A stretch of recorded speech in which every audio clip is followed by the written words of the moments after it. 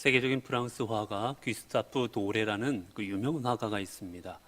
이분은 여러 가지 그림 중에 특별히 판화를 많이 그렸는데요. 성소의 판화라든지 아니면 단테의 신곡이라든지 돈키호테라든지 수많은 유명한 사파들을 많이 그린 그런 유명한 화가입니다. 당대에 좀 사람들 앞에 인정받고 싶은 사람들, 돈 좀 있다 하는 사람들은 이 귀스타프 도레의 그림 하나 정도는 자기 집에 걸어두는 게 유행일 정도로 그렇게 당대 유명했던 그런 화가입니다. 한 번은 이분이 이제 남유럽을 이렇게 여행하게 되었어요. 밑에 지방에 내려가서 여행을 하고 이제 다시 프랑스로 돌아오게 되었습니다. 돌아오게 되는데 입국 심사를 하는데 여권을 보여달라는 거지요. 근데 찾아보니 여권이 없습니다. 여행하는 도중에 여권을 잃어버린 거예요. 여러분, 여권이 없는데 어떻게 들어올 수가 있겠습니까? 안 된다는 겁니다. 이 도레가 간청을 합니다. 제발 곧 들어갈 수 있게 해달라고. 내가 이 유명한 프랑스의 화가 도레라고. 나는 믿어도 된다고. 그러자 관리가 말합니다. 이곳에 오는 수많은 사람들이 자기는 유명한 인사라고 다들 이야기한다고. 안 된다고. 도저히 들여보내주질 않는 거예요.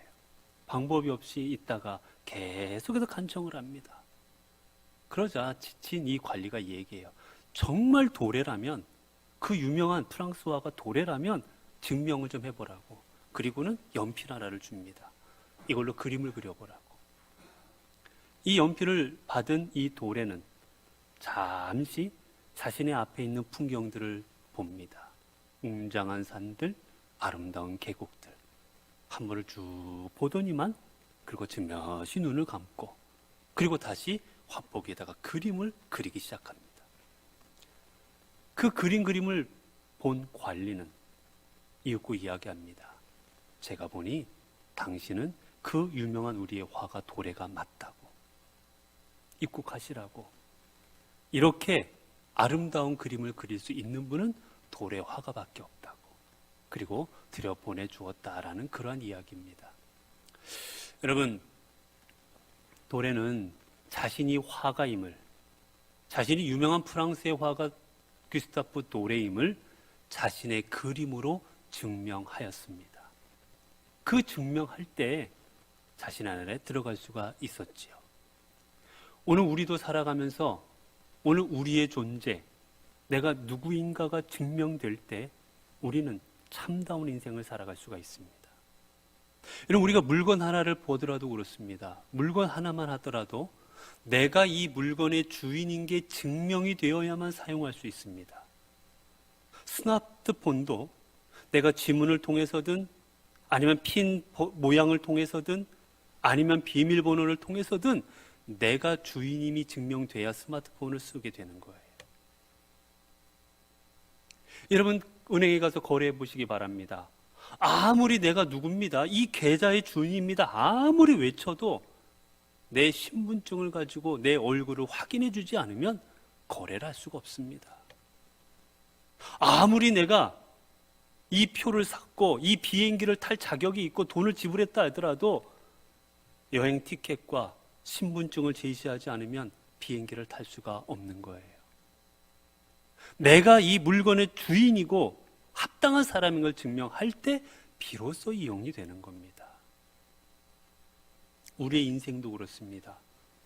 우리가 참다운 인생을 살아가려면 우리는 내가 누구인지, 내가 어떠한 존재인지가 증명될 때 참다운 인생으로 살아가는 거예요.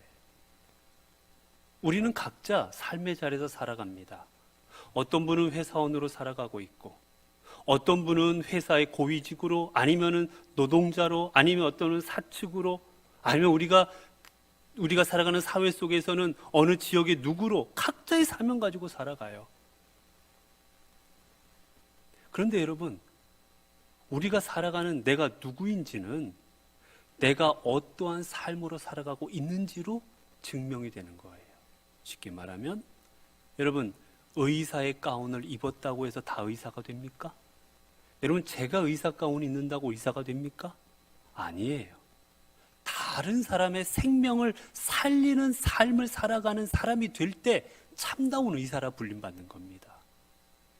여러분, 제가 법복을 입었다고 제가 법관이 됩니까? 아니에요. 법의 지식을 가지고 올바른 판결을 내리고 사람들이 법의 보호 아래에서 평등하게 살아갈 수 있도록 그렇게 도움을 줄 수 있을 때 그 사람이 법조인이라 인정받을 수가 있는 겁니다. 여러분, 운동선수는 어떻게 인정받습니까? 유니폼을 입었다고 운동선수로 인정받는 게 아닙니다. 훌륭한 선수로 인정받는 게 아니에요. 그라운드에서 어떻게 뛰느냐, 어떠한 실력을 보여주느냐에 따라서 그 사람이 선수로 인정받는 겁니다. 가수는 노래함으로 인정을 받고 내 삶의 자리에서 내 삶이, 즉 나를 인정받게 만드는 겁니다. 오늘 우리 기독교인도 마찬가지입니다. 오늘 우리 믿는 분들도 내가 성도입니다, 내가 목사입니다, 내가 장로입니다, 권사입니다, 집사입니다 말로 증명하는 것이 아닙니다. 우리는 우리의 존재를, 내가 성도라는 존재를 우리의 믿음으로 증명할 수 있어야 됩니다. 내가 믿음의 길을 걸어감으로 말미암아, 믿음의 본을 사람들 앞에 보여줌으로 말미암아 기도하는 모습, 말씀에 묵상하는 모습, 온전히 신앙 안에서 살아가는 모습을 통해서 내 존재를 증명하는 겁니다. 그게 안 되고 나를 목사로 불러주십시오, 장로로, 권사로 불러주십시오 아무리 해도 의미가 없는 거예요. 얼마 전에 기독교 신문을 보고 있는데 재미있는 기사가 하나 났습니다. 뭐냐면 요즘에 우리 기독교가, 우리 개신교가 어떠한 인식을 사람들 앞에 받고 있나를 드러내주는 그런 기사의 내용이었습니다. 오늘 사람들 설문조사를 했어요.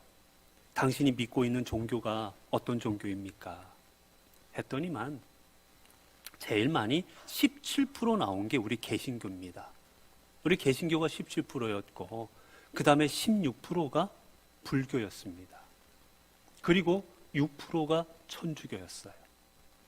사람들이 갖고 있는 종교가 그렇게 되었습니다. 이제 다시 질문을 했어요. 자, 그러면 호감을 갖는 종교는 어떤 겁니까? 내가 믿고 있는 게 아니라 이 종교는 참 좋다, 이 종교는 괜찮고 믿을 만하다, 호감 가는 종교가 어디입니까? 라고 물어봤어요. 그랬더니 20%의 사람들이 불교라고 답했습니다. 첫 번째는. 그리고 두 번째는 13%의 사람들이 천주교라고 대답했어요. 그리고 6%의 사람만이 개신교라 대답했습니다. 수많은 사람들, 아니 믿는 분들조차도 개신교에 대해서 신뢰하지를 않는 겁니다. 설문조사하는 중에 종교를 갖고 있지 않는 사람들한테 물었어요. 혹 종교를 갖고 있지 않은데 예전에라도 내가 어떤 종교든지 갖고 있다가 지금은 갖고 있지 않은 사람들을 대상으로 해서 물었습니다. 예전에 어떤 종교를 갖고 있다, 지금은 안 갖고 있느냐? 무려 52%의 사람들이 대답했습니다. 나는 개신교인이었다. 52%의 사람들이 개신교를 믿다가 떠나가 버린 거예요. 실망해서. 여러분, 내가 교인입니다, 여기가 교회입니다 말해야 소용이 없는 겁니다. 증명이 돼야 되는 거예요. 왜 오늘 우리가 이렇게 개신교회가, 그리고 개신교 성도들이 세상에서 인정받지 못하고 살아가고 있습니까? 이유는 하나입니다. 교회가 교회됨을 증명하지 못한 거예요. 성도가 성도됨을 증명하지 못한 겁니다. 세상 가운데서. 그게 증명되지 않고 말로만 우리는 교회입니다, 나는 성도입니다, 나는 교회 다니고 있습니다 라고 이야기하니 사람들이 믿어주지 않는 것이고 호감을 가져주지 않는 겁니다. 그렇게 오늘 우리는 입으로가 아니라 우리의 삶으로 내가 믿는 자임을 증명할 수 있어야 됩니다. 여러분, 그러면 우리는 어떤 믿는 자로 세상 가운데 우리 자신을 증명하며 살아가야 되겠습니까? 어떤 믿음의 모습을 증명하며 살아가야 되겠습니까? 오늘 주님께서 말씀하십니다. 8절입니다. 오직 성령이 너희에게 임하시면 너희가 권능을 받고 예루살렘과 온 유대와 사마리아와 땅 끝까지 이르러 내 증인이 되리라. 오늘 주님께서 우리에게 증명하고 살아가라고 하시는 말씀은 무엇이냐? 내가 증인임을 증명해라. 세상 가운데서 증인이 되어라 말씀하십니다. 여러분, 증인이 뭡니까? 증인은 내가 보고 내가 들은 것, 그것을 진실 그대로 거짓말하지 아니하고 그대로 전하는 사람, 그 사람이 증인입니다. 예수 그리스도께서는 이제 하늘로 승천하시기 전에 자신의 사랑하는 제자들에게 말씀하시는 거예요. 얘들아, 너희가 나와 함께하면서 보았던 것, 내가 너희와 함께하며 들려주었던 것, 그 모든 것을 세상 사람들에게 전하는 삶을 살아가라. 나 예수 그리스도가 어떠한 삶을 살았는지, 어떠한 복음을 선포했는지를 세상 가운데 증거해라. 네, 한 사람 한 사람이 증인이 되라고 말씀하십니다. 이게 바로 주님의 마지막 명령이셨습니다. 여러분, 오늘 우리는 하나님 앞에 증인이 되어야 되는데, 이 증인이라는 말은 마르티스라는 데서 유래된 말입니다. 이 마르티스라는 말은 어떤 말이냐? 순교자라는 뜻이에요. 즉, 우리가 하나님의 복음을 증거하고 예수 그리스도의 구세주됨을 증거하는 증인이 되려면 우리는 어떠한 삶의 자세를 가져야 되느냐?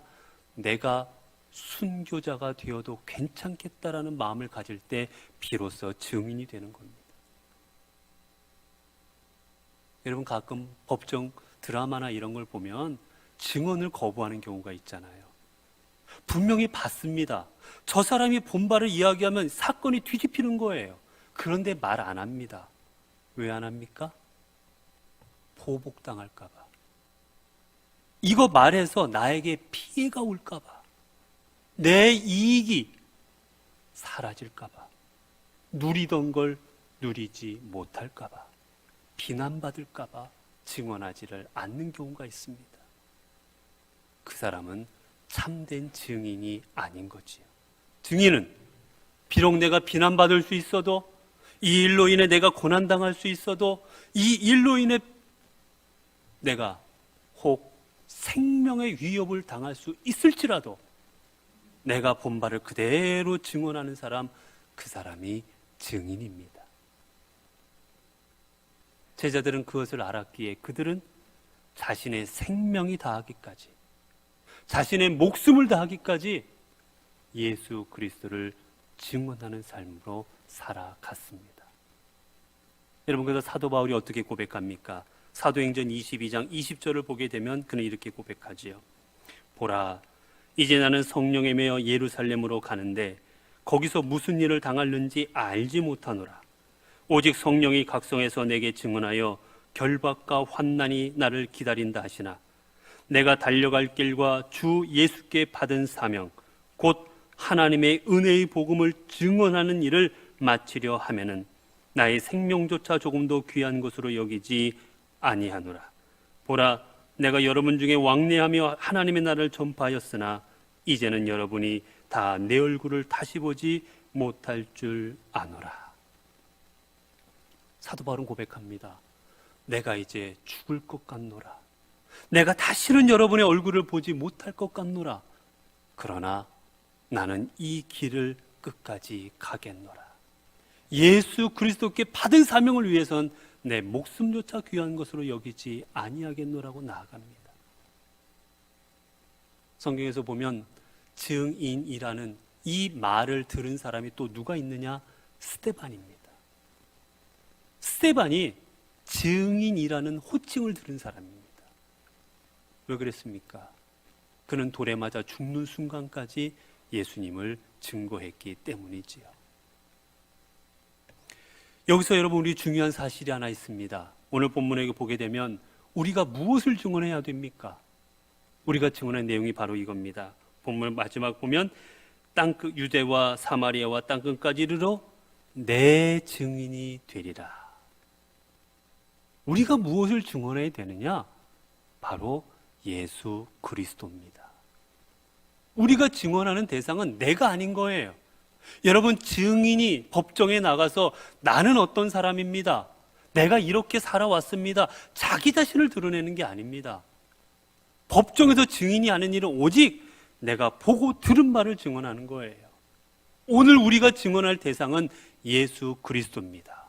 예수 그리스도에게 듣고 예수 그리스도에게 받았고 예수 그리스도를 통해 보았던 것, 그것을 증언하는 것, 이게 바로 우리의 할 일입니다.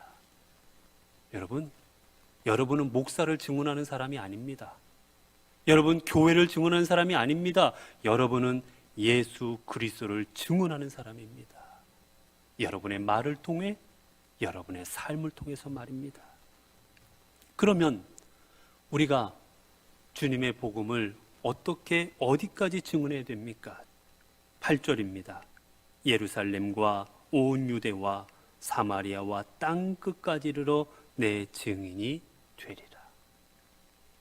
주님은 우리가 증인된 삶을 어디까지 살아가야 되냐? 먼저 예루살렘, 유대, 사마리아 땅 끝까지 가라고 하십니다. 예루살렘을 넘어서고 유대를 넘어서고 사마리아를 넘어서라는 거예요. 거기에 머무르지 말라라는 겁니다. 여러분, 유대는 뭡니까? 유대는 유대교의 중심이에요.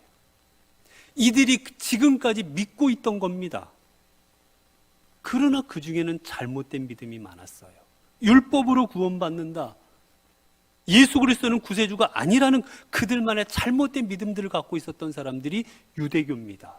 그 본산지가 예루살렘이고, 그렇게 예루살렘을 넘어서서 복음을 전하라는 것은 오늘 우리가 가지고 있는 종교적인 한계를 뛰어넘으라는 거예요. 여러분, 내가 아는 게 다가 아닙니다. 내가 믿는 게 다 옳은 게 아니에요. 성경 말씀이 옳고 하나님이 주시는 게 옳은 거지 내가 믿는다고 옳은 게 아닙니다.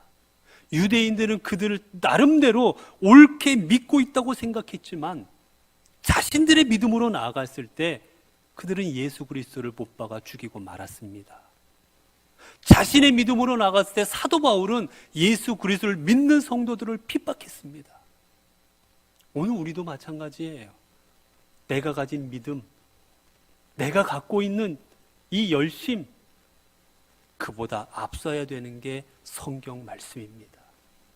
하나님 앞에 맞는 건지, 하나님께서 그렇게 하라시는 건지 하나님이 앞서야 되지, 내 종교적 열심이 앞서게 될 때 우리도 똑같은 유대인이 될 것이고 온전한 증인이 될 수가 없는 겁니다. 주님 말씀하십니다. 예루살렘을 넘어서야 된다. 그 다음에 어디입니까? 유대예요. 유대를 넘어서서 복음을 증거해야 됩니다. 유대라는 건 여러 가지로 해석할 수 있겠지만, 여러분, 유대인들은 어떤 사람들이었습니까? 주님을 죽인 사람들이에요. 유대는 주님을 핍박한 곳입니다. 즉, 우리가 증인이 되고자 할 때는 내 감정적인 장벽을 넘어설 줄 알아야 됩니다. 내가 마음에 안 들고 내 생각에 맞지 않고 내 감정을 넘어설 때 참다운 증인이 될 수 있지, 내 기분대로 나아갈 때는 참 증인이 될 수가 없는 거지요. 그 다음에 말씀하십니다. 사마리아는 이방을 상징합니다.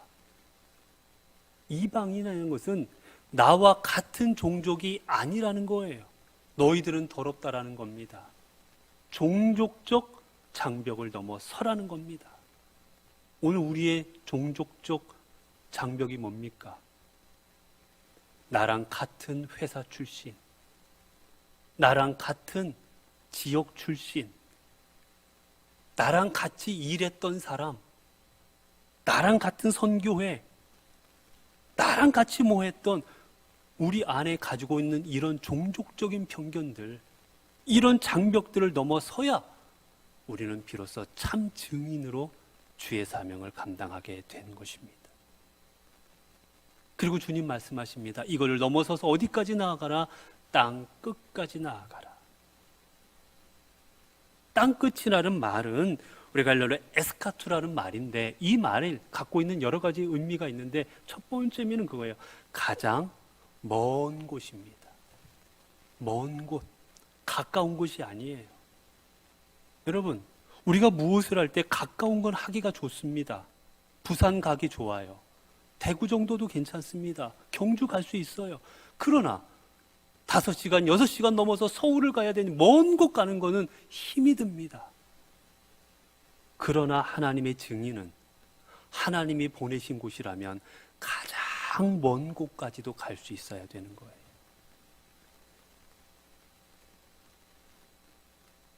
그리고 또 이 말에 담겨져 있는 말은, 아르치스라는 말에 담겨져 있는 말은 또 뭐가 있느냐?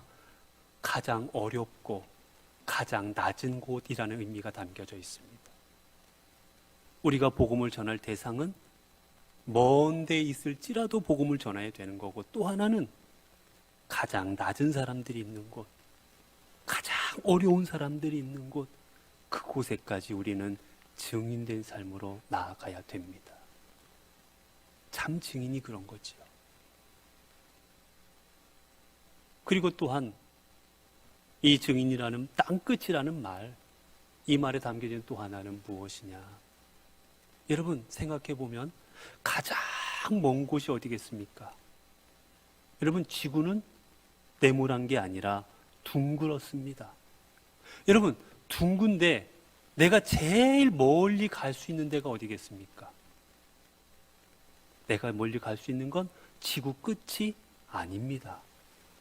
내가 돌아 가장 먼 거리는 내 등 뒤입니다. 내 등 뒤가 세상에서 가장 먼 거리인 거예요. 내가 갈 수 있는. 그렇기에 여러분, 내가 가장 거리가 먼 사람은 내가 등 돌리고 있는 사람입니다. 그 사람이 나에게 가장 먼 사람인 거예요. 이 말을 살펴보면 주님께서 땅 끝까지 복음을 전하라는 말은 복음을 전하기 가장 어려운 곳, 복음을 전하기 가장 형편이 힘든 곳, 비록 그곳이 멀지라도 거기까지 가서 복음을 전해야 되는 것이고, 더 나아가면 복음을 전하고 우리가 증인된 삶으로 살아가게 할 우리의 삶의 자리는 바로 내가 땅을 디디고 있는 이 자리라는 겁니다. 내가 살고 있는 이 자리가 세상에서 가장 먼 땅끝이거든요. 결국 이렇게 보면 여러분, 우리가 증인된 삶을 살아야 되는 삶의 자리는 내 삶의 자리입니다. 내 회사, 내 가정, 내 교회, 우리 구역, 우리 교회, 여기에서 우리의 공동체 속에서 우리는 증인된 삶으로 살아가야 되는 겁니다. 오늘 우리는 저 먼 이국 땅에는 선교사를 보내서 복음 전하게 하면서도 정작 우리 스스로는 증인된 삶을 살아가고 있지 않는 겁니다. 먼 땅에 가서 증인으로 살아가라고 돈도 보내고 교회도 지어지고 물품은 지원하지만 실상 우리는 증인이 안 되는 거예요. 다른 사람 보고는 파송해 줄 테니 증인된 삶을 살아가려고 하면서 우리 스스로는 증인이 되려 하지 않기에 오늘 교회가 힘을 잃고 있고 성도들이 힘을 잃고 있고 믿는 자들이 비난받는 겁니다. 여러분, 그러면 어떻게 우리는 죽음을 불사하면서까지, 비록 내 생명을 하나님 앞에 내어놓으면서까지 저 땅끝까지 나아가 하나님의 복음을 전하고 하나님을 증거하는, 예수 그리스도를 증거하는 증인된 삶을 살아갈 수 있겠습니까? 조금만 피해를 당해도 어렵고 조금만 비난받아도 힘든데 어떻게 목숨을 내놓고 증인이 될 수가 있겠습니까? 비결은 여기에 있습니다. 오늘 8절 앞부분을 보면 오직 성령이 너희에게 임하시면 너희가 권능을 받고. 우리가 하나님의 온전한 증인이 될 수 있는 비결은 바로 우리가 성령님을 받는 겁니다. 우리가 성령 충만해질 때 비로소 증인이 될 수가 있는 거예요. 내 힘을 의지하고 내 능력을 의지할 때 우리는 증인이 될 수가 없습니다. 조금만 힘들면 포기하는 겁니다. 조금만 괴로우면 내려놓는 겁니다. 사도 베드로가 주님께서 내가 나를 3번 부인하려 말할 때 주님 앞에 말합니다. 얼토당토하는 소리 하지 마십시오. 주님, 다른 사람들은 다 도망가도 저는 절대 주님 못 버립니다. 안 버립니다라고 다짐합니다. 다시 주님이 말씀하십니다. 아니다, 베드로야, 내가 나 3번 부인할 거다. 그러자 다시 말합니다. 제가 죽을지언정. 내가 죽을지언정 죽으면 죽었지 주님 배신하지 않습니다. 모른다 하지 않습니다. 자신 있게 대답합니다. 그러나 하나님을 의지하지 않고 성령을 의지하지 않고 자기 자신을 의지했던 베드로, 내 힘으로 충분히 이 모든 위협을 이겨내고 주님을 시인할 수 있을 것이라 장담했던 베드로, 그 베드로 결국 주님을 앞에 두고 3번이나 부인합니다. 왜 그랬습니까? 성령의 인도하심을 받지 못했기 때문입니다. 여러분, 사도행전이 무엇입니까? 사도행전은 사도들이 성령님의 능력으로 죽기까지 예수 그리스도의 증인된 삶을 살아갔던 사도들과 성도들의 이야기, 성령께서 그들을 이끄셨던 이야기, 그게 바로 사도행전입니다. 사랑하는 성도 여러분,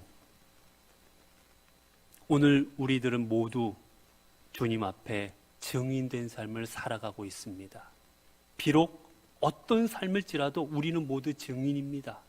어떤 분은 믿음 안에서 예수 그리스도가 우리의 구세주 되심을, 예수 그리스도가 우리를 위하여 십자가에 못 박히셨고 고난당하셨음을, 그로 인해 우리가 구원받을 수 있음을 우리의 삶의 자리에서 증언하는 증인으로 살아가십니다.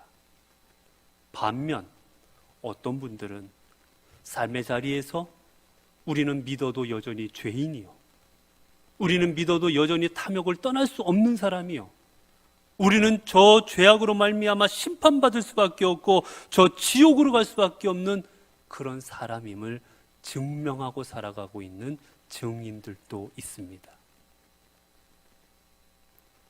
여러분은 어떤 증인된 삶을 살아가고 싶으십니까? 다시 묻습니다. 여러분은 어떤 증인된 삶을 지금 현재 살아가고 있으십니까? 초대교회가 아름다운 믿음의 모습을 지켰던 것, 그것은 바로 믿음의 조상들이 이 땅에 하나님 나라의 증인이 되어서 증인된 삶을 온전히 살아갔기 때문이었습니다.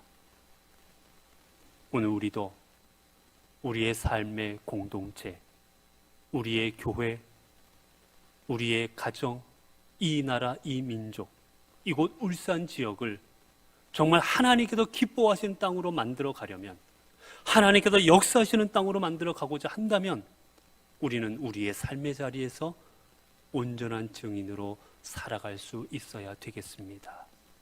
우리의 삶을 통해 내가 증인임을 증명할 수 있어야 되겠습니다. 이런 삶을 살아갈 때 하나님께서는 여러분 한 분 한 분을 통해 이 땅에 하나님 나라를 이루어 가실 것이고 이 땅을 하나님의 아름다운 땅으로 만들어 가실 것입니다. 기도하겠습니다.